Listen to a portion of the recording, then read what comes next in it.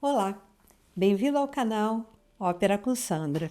E falando de ópera, lá vamos nós. No vídeo anterior, apresentei dois compositores importantes da ópera inglesa, o francês Louis Graby e o inglês Matthew Locke. Vimos que Graby foi o responsável por uma das primeiras óperas inteiramente cantadas em inglês e que Locke se destacou como pioneiro da semi-ópera inglesa, combinando teatro falado com música carregada de emoção dramática. Hoje vou falar de John Blow, o mestre do grande Henry Purcell. Vamos nessa? Com a restauração da monarquia em 1660, durante o reinado de Carlos II, a vida musical inglesa ganhou um novo impulso. Foi nesse clima de renascimento cultural e musical que surgiu John Blow. Ele se tornaria um dos grandes nomes da música inglesa do século XVII. Sua forte formação musical e o forte vínculo com a corte e instituições religiosas o colocaram no centro do processo da reconstrução e renovação musical após a restauração. Blow foi também mestre de Henry Purcell, influenciando diretamente aquele que seria o maior compositor inglês de sua geração. Desde muito jovem, já revelava um grande talento musical. Ainda criança, foi selecionado para integrar o coro da Capela Real em Londres, um dos centros mais prestigiados de formação musical na Inglaterra. Ali recebeu uma formação rigorosa que incluía canto, teoria musical, composição e prática instrumental. Com um talento precoce, Blow compôs algumas de suas primeiras obras enquanto fazia parte do coro. Destacou-se rapidamente e, em 1668, com apenas 19 anos, foi nomeado organista da Abadia de Westminster, um dos cargos mais importantes do país. Logo depois, estaria tocando cravo na King's Private Music. Durante a sua formação, além de absorver profundamente a tradição inglesa, Blow também foi influenciado pelos estilos musicais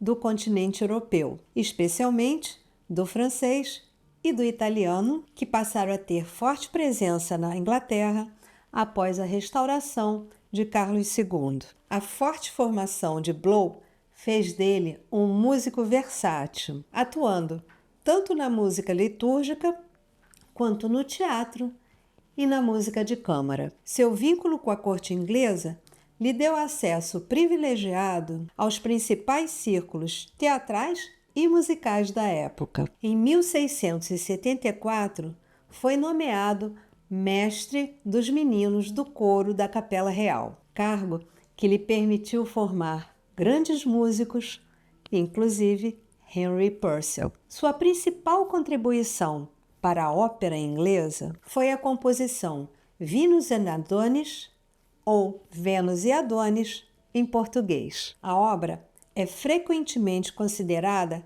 a primeira ópera inglesa completa, inteiramente escrita para ser encenada. Embora tenha sido sua única ópera, ela foi suficiente para consolidar Blow como o mais importante compositor dramático inglês anterior a Purcell. A data exata de sua estreia permanece incerta, mas acredita-se que a primeira apresentação tenha ocorrido na corte de forma privada entre os anos de 1682 e 1683. A obra foi remontada em 1684 na escola de Josias Priest, em Chelsea. Apesar de ter sido chamada de Masque por ter sido criada para entreter ao rei, Vênus e Adonis é, na verdade, uma pequena ópera pastoral com enredo simples e música contínua, antecipando características do estilo,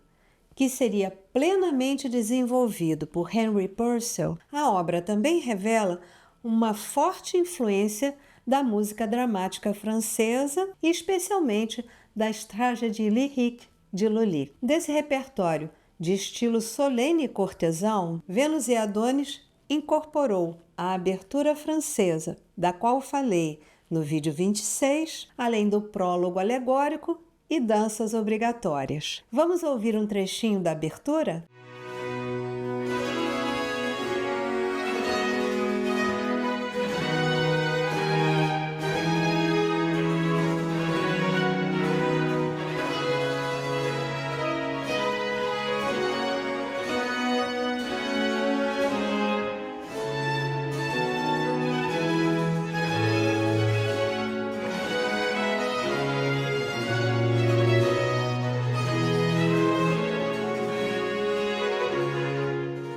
Essa abertura é um ótimo exemplo da influência de Lully sobre Blow. Se puder, eu recomendo ouvir a versão completa. Vou deixar o link de todos os exemplos que ouvimos hoje na descrição do vídeo. O prólogo, como em muitas obras de Lully, apresenta figuras alegóricas discutindo o amor, terminando com um balé. A obra dá destaque a balés e coros e inclui uma quantidade significativa de música instrumental. No final do ato 2, por exemplo, ouvimos um ground, uma forma musical construída sobre uma linha de baixo repetitiva. Vamos ouvir um trechinho deste ground?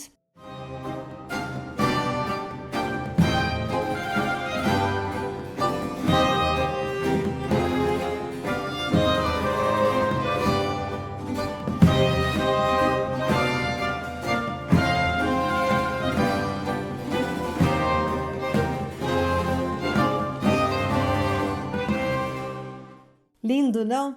Um verdadeiro exemplo da elegância do barroco inglês. Típicas do estilo britânico são as melodias diretas e expressivas, como o belíssimo dueto do primeiro ato entre Vênus e Adonis. Vamos ouvir um trechinho?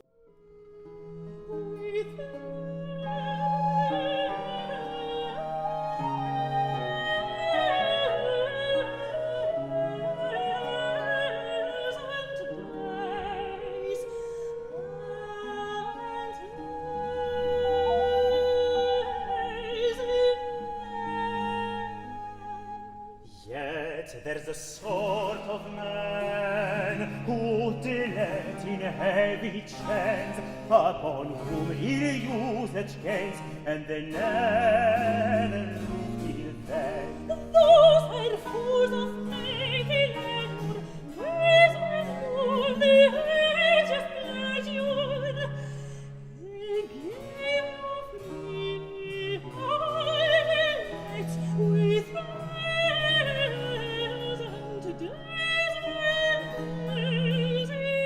Esse dueto revela toda a delicadeza e lirismo da escrita de Blow. Quanto ao enredo, os amantes não são apenas figuras mitológicas da antiguidade. Eles ganham profundidade e humanidade com emoções descritas de forma sensível e comovente. O libreto, de autor desconhecido, é baseado no mito clássico de Vênus e Adonis, presente nas Metamorfoses de Ovídio. Mas aqui, o mito é reinterpretado à luz da corte de Carlos II, com elementos alegóricos e toques de sátira. Esses aspectos podem ter sido influenciados pelo poema Vênus e Adonis, de Shakespeare. As figuras alegóricas do prólogo assumem esse tom satírico, refletindo de forma ambígua sobre a moralidade questionável da corte de Carlos II. Uma sociedade onde, como se dizia na época, só era fiel quem era feio. Vamos ouvir um trechinho do prólogo, quando o Cupido canta sua arte de inspirar o amor? Behold me arrows on me bow, and thee desert me heart to show. No on the bosom shall be found, ill have done without a woe. it would be the greatest start to shoot myself in a toy or art. Thither with but my wings am brighter than the gold of flew. Thither with but my wings am brighter than the gold of flew.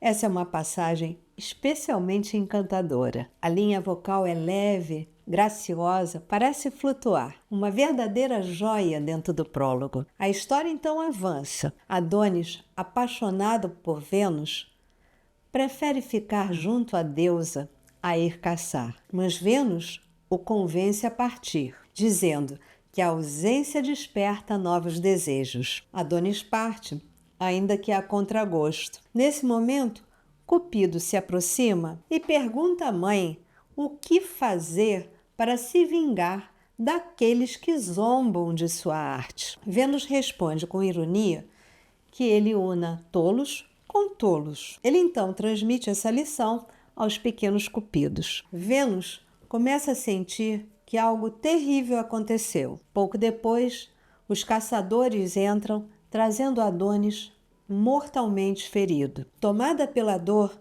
a deusa lamenta profundamente a sorte de seu amado. Adonis morre em seus braços. Vamos assistir um trechinho dessa cena?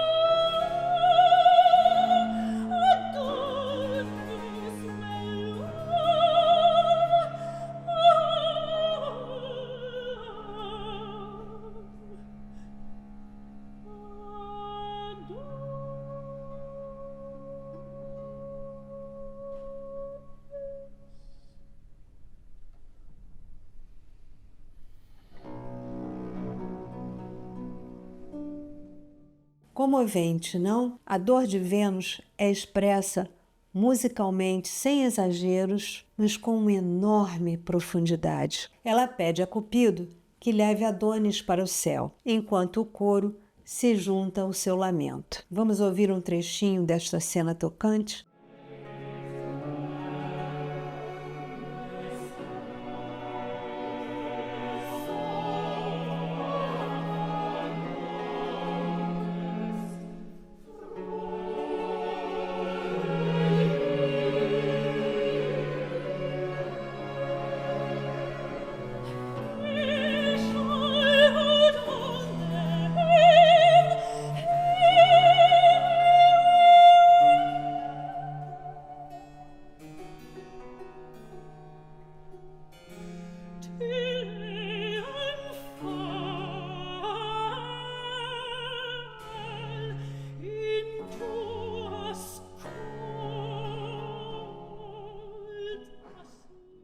Sem dúvida, este é o ponto alto da obra. A música de Vênus expressa uma dor contida, enquanto o coro, cantando em sol menor, transmite uma beleza austera e pungente, cheia de dor e solenidade, tudo com extrema delicadeza. Nesse momento, a música de Blow expressa sua essência, é sincera, direta e profundamente verdadeira. É como se ele dissesse tudo em poucas notas, sem excessos, mas com uma intensidade que toca o ouvinte de forma imediata. Sua linguagem tem franqueza e independência e justamente por isso emociona tanto. Ela transmite aquele ar de não dever nada a ninguém, rompendo com a rigidez da música da corte. Isso dá aos personagens um semblante mais humano, mais vivo, bem diferente dos personagens idealizados